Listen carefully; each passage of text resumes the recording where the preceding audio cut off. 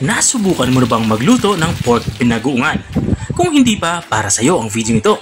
Dahil nga, sa video nito, magluluto tayo ng pork binagoongan. Simulan na natin ang ating pagluluto.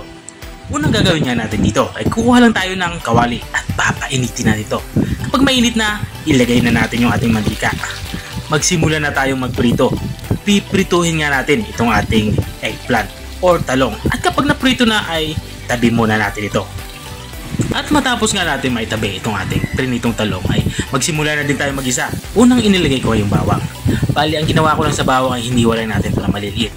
At isinunod ko naman yung ating sibuyas. Ganun din sa sibuyas, hiniwa ko lang ito ng maliliit, saka maninipis. At matapos nga natin mailagay yung bawang sibuyas, ay sinunod na din natin ilagay yung ating kamatis. Bali, ang ginawa ko lang sa kamatis ay hiniwa ko lang ito ng maliliit, saka tinanggal ko yung buto para mabawasan yung pagtutubig nito. At kapag ganito ay tsura niya, lumabas na yung aroma ng tatlo nating sangkap panggisa, ay maglalagay na tayo dito ng bagoong. Ang inilalagay ko nga ditong bagoong, yung mga bagoong na nabibili na sa mga supermarket. Pero pwede naman kayo gumamit dito ng bagoong na fresh. Siguraduhin nyo lang na hugasan nyo yung alamang kapag gagamit kayo ng fresh na bagoong, yung galing sa palengke, para mabawasan yung alat nito. Masyado kasing maalat kapag bibili ka sa palengke. At dito nga sa parting ito ay ginigisa ko na yung ating inilagay na alamang kasama nitong ating mga aromatics. At kapag ganito na tsura niya ay ilalagay na din natin itong ating pre-cook na baboy. Bali nga pre-cook ang ginagamit ko dito dahil tama ako sa oras. Umaga kasi ako nagluluto at kinagabihan ko ito pinalambot. Ito yung magandang teknik kapag mabilisan lang yung pagluluto. At para hindi naman masayang yung ating pinagpakuluan ay ilalagay ko na itong ating tinatawag na pork broth.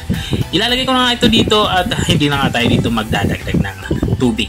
At matapos natin imalagay yung ating pork broth ay lalagyan natin to ng kaunting suka at saka natin to tatakpan. Hindi na nga natin to gagalawin o hindi natin to haluin. At kung nanonood ka pa rin hanggang dito sa kalagitnaan ng aking video, ibig sabihin ay nag-enjoy ka. Baka pwede mo naman i-comment kung saan ka para alam ko kung hanggang saan umabot ang aking video. At balik na tayo dito sa ating nilulutong ulam. Dito nga sa parte ito ay naglalagay ako ng asukal. Ang asukal naman ay pambalanse ng lasa ng ating sabaw. At maglalagay na din ako dito ng black pepper. Kung napapansin nyo, hindi ako naglalagay ng pampaalat. Maalat na kasi yung ating inilagay na buong alamang, kaya hindi na ako naglalagay ng pampaalat. At dahil naman mas malasa na ito, hindi na din ako naglagay ng mga pampalasa katulad ng Knorr cubes or kahit Magic Sarap. At habang nga tayo ay nagpapatuloy sa ating pagluluto, gusto ko lang shoutout ang mga masusugid nating taga-subaybay. Big shoutout nga kay Sir Dondon Gloria ng Davao City. Shoutout din kay Clote Cresto Galo. Sabi niya, pa-shoutout naman sa Cristo Family. At maraming salamat din sa mga walang sawang nanonood at nakasubaybay dito sa aking channel. At balik tayo dito sa aking nilulutong ulam. Dito nga sa parte nito ay lutong-luto na nga yung ating ulam pananghalian. Ito na nga yung ating pork binagoongan.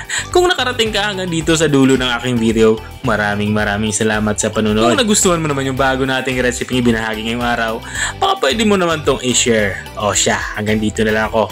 Dahil kakain na kami at nagugutom na din ako. Kita-kita ulit sa mga susunod kong mga videos. Paalam! Bye-bye!